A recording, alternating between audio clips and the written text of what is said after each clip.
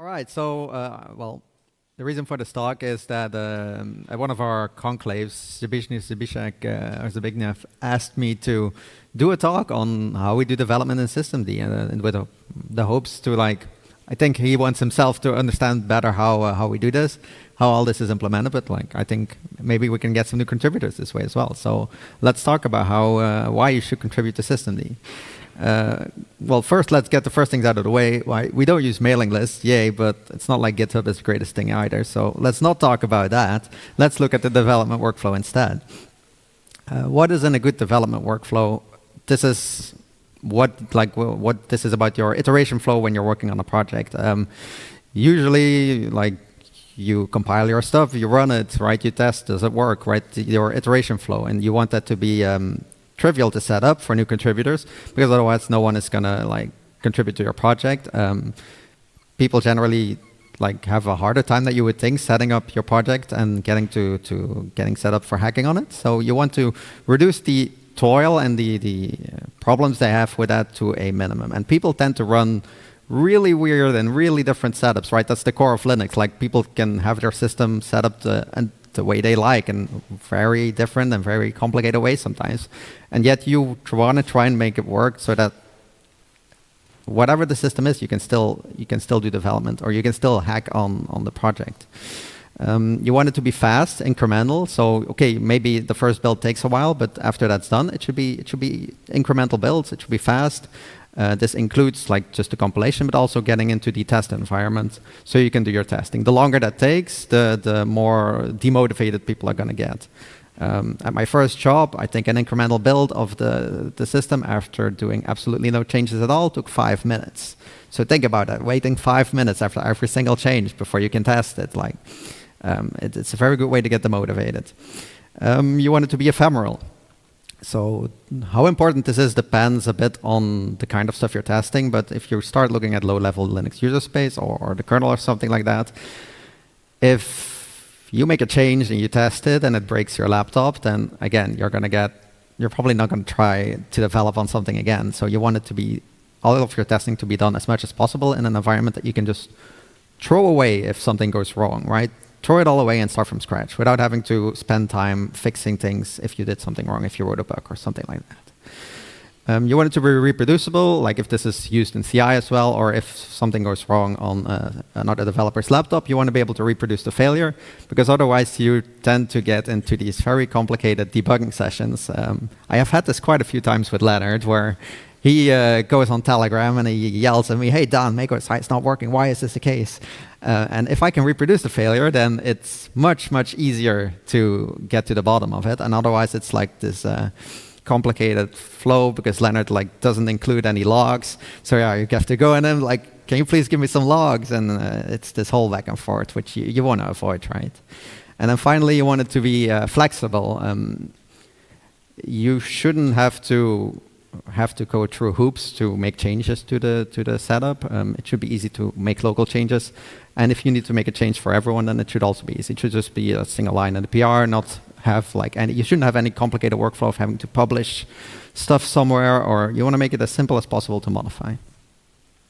What does this look like for most like regular app projects or web projects that people work on? Like, it's something with Docker usually, right?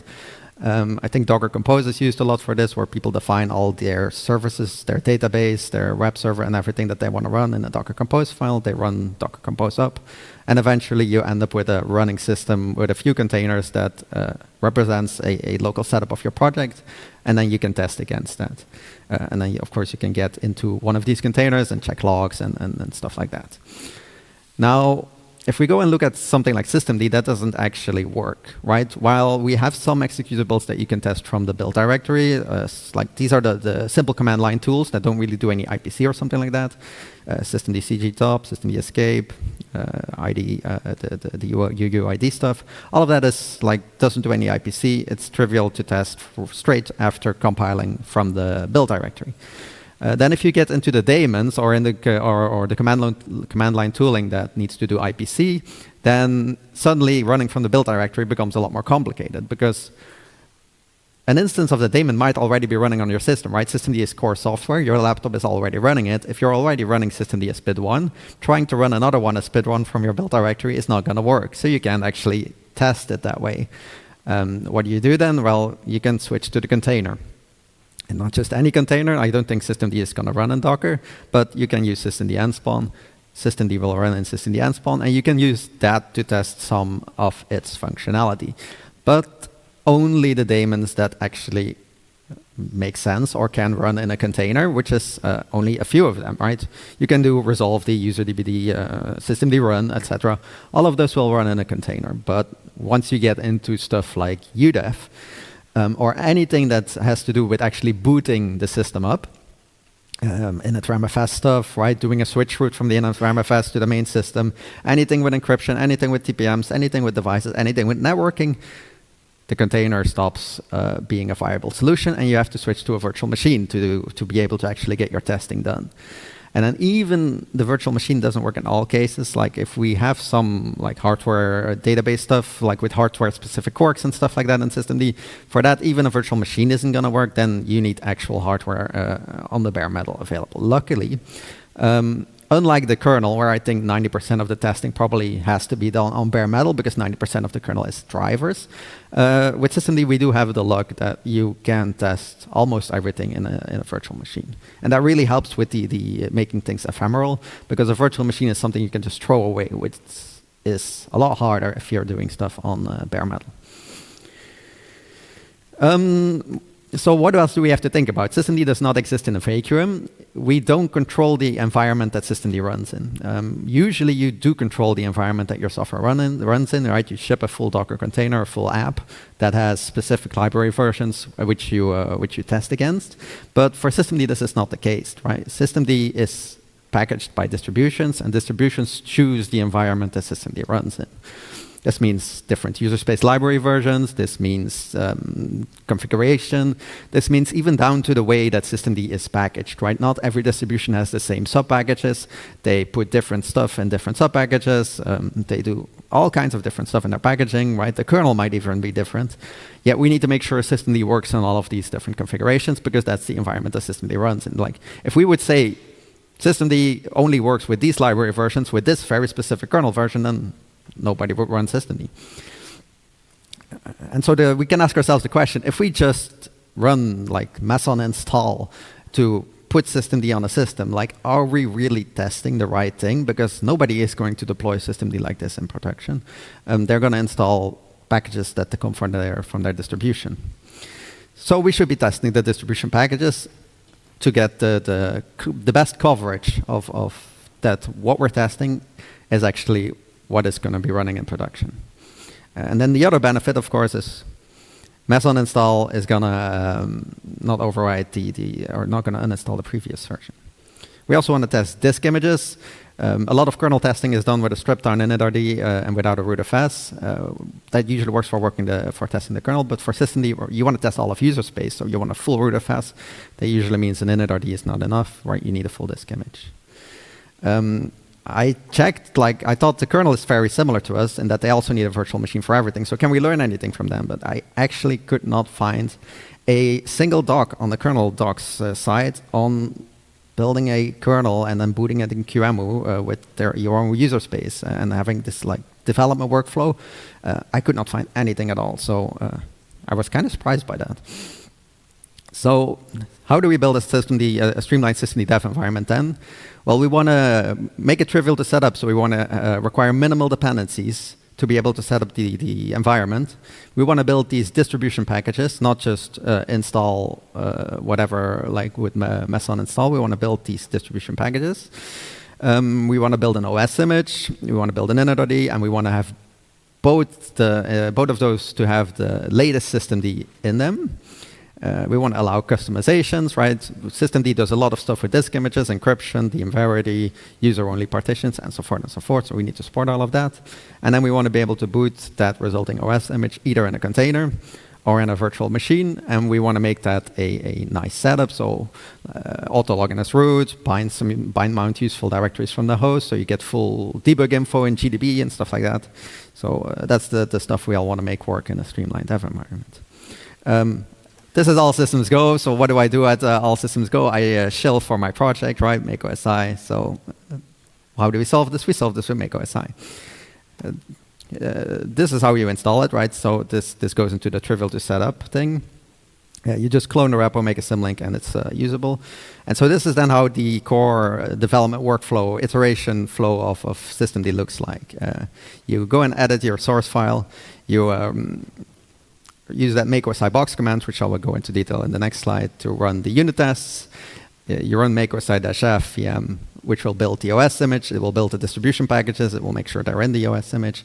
And then it will give you a VM environment, a headless VM right in your terminal that allows you to do anything you want. You can destroy the entire VM. You can nuke its root file system. It doesn't matter. You can just throw it away afterwards and start from scratch again, and your VM will be right back as before without any changes persisting. So this gives you the ephemeral environment in which you can do any testing you would like. After that, you can go modify an integration test, write the whatever testing script you need to test the new feature, you rebuild the image again, and then run meson test again to run the integration test. And exactly the same image that is used for the manual testing for the development will also be used then to run the integration test. The important thing there is like it's very small, but there's like this -i flag to Meson, and this is the one contribution I had to do to Meson to make this entire thing nice. And what this will do is it will attach your terminal to the running test, and that means that it is attached to the VM, and then that means we can set up the VM that if the test fails, you get a shell. So it's not just like getting absolutely no information at all and not being able to debug the environment of the failing test. No, you actually get a shell in the VM. You can run arbitrary commands to figure out why is this test failing, and then you can go fix it. What is make OSI box? So this is how we make the thing trivial to set up. You need a lot of tools to do systemd development, and developers could be working in a very restricted environment. So I've run into every one of these single cases. Maybe not the admin privileged one, but like we're working on Particle OS and systemd, which is an immutable distribution. And at work, we use CentOS Stream 9 on the service, which is rather old. Maybe doesn't have everything you need for systemd development, but we still want to be able to do systemd development on these systems. And so what do we do in make OSI? We build two images. First, we build an image with all the tools you need to build the final image, and then we build the final image. This first image can be built with minimal dependencies, so you need to make OSI, you need a package manager, you need some GPG keys, and that's it.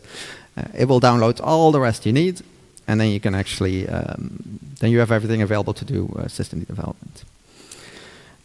How does the image build process look like? Something like this. We do the tools tree, we build systemd from source in there because it has some tools we need for the image build. Then we do then we build the actual distribution packages.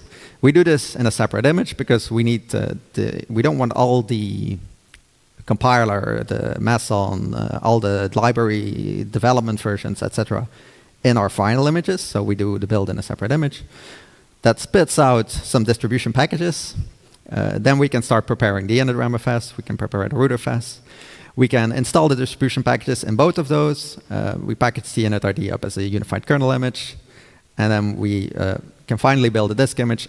And then we're ready to boot it in a VM or in a container.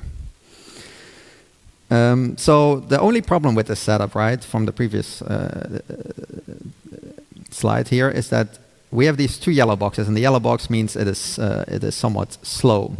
So rebuilding the image isn't the fastest thing in the world. So to speed this up, what we can do is we can replace the second one with make OSI-r, and this means rerun build scripts. So what this will do is it will only run that step in yellow instead of all the other steps. So it will only rebuild the distribution packages. It won't actually rebuild the image. And what this allows you to do is, well, it allows you to make that package directory with the new packages available in the virtual machine via VRDOFS. And then you can just run a regular DNF upgrade to the newer version. This allows you to skip all the work of rebuilding the image You can just upgrade systemd. This also means you don't lose the state in the VM. So if you edited some unit files, added configuration, made any changes you made will stay intact. Whereas if you rebuild the image, all of those changes would have been lost. And then what this also allows you to do, and this is the thing I did not think of at all when I initially developed this, is you can replace the virtual machine with a production machine and for the AOFS with SCP, and you can suddenly debug production issues very efficiently. So you get an incremental workflow to rebuild your RPM packages very quickly, very fast. You can then SCP those over to a production machine, do the same DNF upgrade, and suddenly your latest systemd is running in your prod machine. You can add debug logs. You can figure out, like, does this give me more information on this issue? No, it doesn't. Quickly do the rebuild, get new RPMs, SCP them over, upgrade again, get more information. This makes it very, very easy to debug production issues that you can actually reproduce. So I have used this a lot, and I never thought I would when I came up with this stuff. So as I said, building these file system images is slow, and one of the reasons they're slow is because when you're building a file system, it copies all of the stuff from a directory, from a rootfs tree, into a file system, right? This is makefs, x4, makefs, betterfs. And all of these operations are extremely slow because file system developers don't actually use all the fancy system calls that they added to make copying fast, right? Before too long ago, betterfs procs was reading individual buffers for each file it was adding to a rootfs from disk, and then writing it into its file system, right? And this is, on Linux these days, this is the slowest way you could possibly implement a file copy.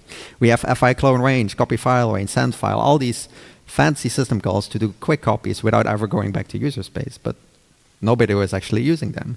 So luckily for betterfs procs, Mark Harmstone has fixed this a month ago, but I would love to see this in all the other file systems as well, right? You're a file system developer. You added all these fancy syscalls to make things fast, right? Use them. Let's take a quick look at the integration tests then on how this works. So we don't directly invoke make-or-style. We have like this wrapper script to handle all the glue, all the nasty stuff involved with integration tests. So each integration test runs in a separate VM. And then once the VM finishes, whether it succeeds or fails, you need to do some stuff, right? You need to analyze the journal from the VM. You need to process the coverage reports. You need to analyze the core dumps that may have happened. Because the test might have succeeded, but like if 3 daemons core dumped while you were running the test, you probably shouldn't mark it as succeeded. So that's why we have all this extra stuff in there to make sure that we're not like marking tests as successful when they shouldn't be. And so Meson is actually really, really good at this as a general purpose test runner. Even I would use it for like running, if I had to run tests, I would use it even if I wasn't building a C++ project or a C project or Rust or whatever. Using it as just a test runner, I think it is a great fit for that. It will run tests in parallel. It has a few nice command line options. It can spit out some JUnit XML and stuff like that. So I think it is a really great fit for this. The only problem we have not solved yet is how to divide tests between containers and virtual machines. So currently the division is completely arbitrary, right? Depending on which test script you write your test in, it will run in the same virtual machine. All the tests in the same script run in the same virtual machine. But this is completely arbitrary, and it doesn't always make sense. You could be running 5 tests in the same virtual machine. The first test might fail, and it might cause the other 4 tests to fail as well because it messed up the environment. Ideally, you would do something like this. So you would spawn a separate container or virtual machine for each individual test so that if the test messes up the environment, it doesn't affect the other tests.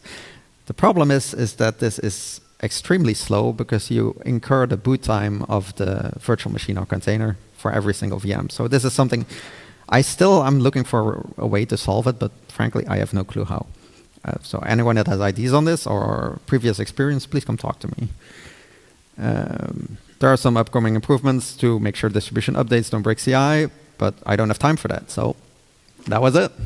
Right, so question.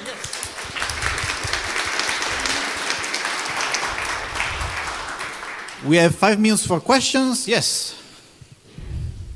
Thanks. Dan, basically, I believe the part of your talk was kind of to encourage people to contribute to systemd, right? So and that's the question, kind of maybe not that much for you, but for the maintainers.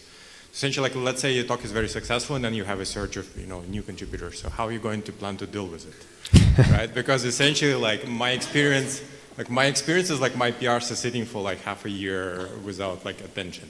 Yes. Like, So is there any plans like how to deal with it? there are. I don't think there are plans, but I do think you bring up a good point, right? We work at the same company. We very much know how the review process can be painful.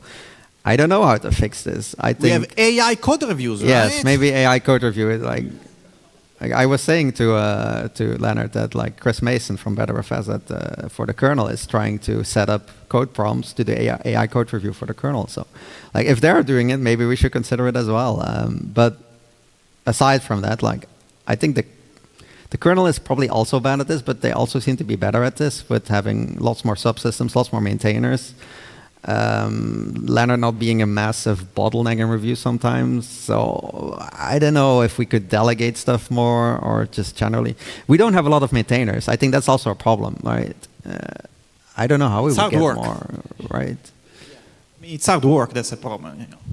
Because like we have, from Meta specifically, I do the code review, but we don't really have, all of our other developers are putting up PRs, but we're also not really engaging with reviewing other people's PRs. So like, who are we to request tons of code review from Leonard if we're not doing the opposite? So I think it's a complicated problem. Unfortunately, I don't have a fix.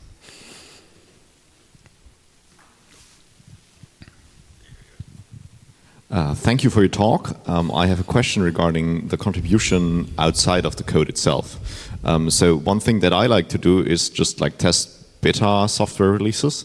And the question is, I think it was mentioned in earlier talks, that for some parts or some hardware or architectures, the coverage in the system DCI is not that great. Like, where are you lacking? Where can we as a community help with the testing? And outside of code, for example. Yes, so I think different architectures was just like a big problem until very recently, because I think IBM basically gave us a bunch of GitHub Actions runners for I have a PowerPC. slide on that in 2 talks time. Yeah, on so exactly that topic. We have some ARM stuff now. We have PowerPC, we have S390. The problem with the ARM stuff from GitHub is that you cannot do nested virtualization on ARM. So we can't run most of our integration tests because we do nested for like the GitHub Action stuff runs in VMs and you can't do nested virt, so you can't run the integration tests that need a VM. I think ARM is getting nested virtualization in the newest stuff, but it's probably going to take a while before we have access to that. So yeah, I don't know. If we had GitHub Actions runners that were bare metal and ARM, then we could actually run our full test suite on ARM. That would probably be an improvement. Aside from that, I think we're pretty good in terms of like the amount of capacity we have to run integration. Yeah, capacity is good. Again, I have a slide on this. I don't know if you want to dwell on it, but yeah, capacity on x86 is good. But yeah. So I think, sorry, we are out of time now. No more questions. So let's thank Dan.